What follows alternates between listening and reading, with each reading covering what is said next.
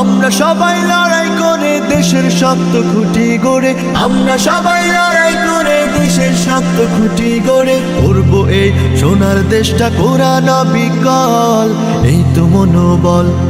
চল চল ঢাকা যাব, চল রে সবাই চল, ডাক দিয়েছে জামাত সহ ইসলামী সব দল।